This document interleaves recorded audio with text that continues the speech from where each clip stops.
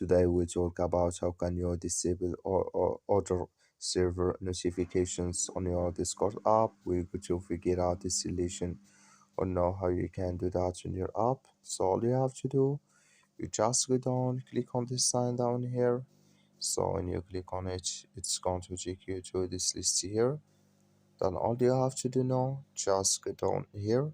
So you keep going down and you click here on notifications.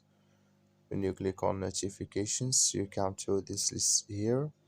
So then all you have to do, you just click here on get notifications outside of Discord here.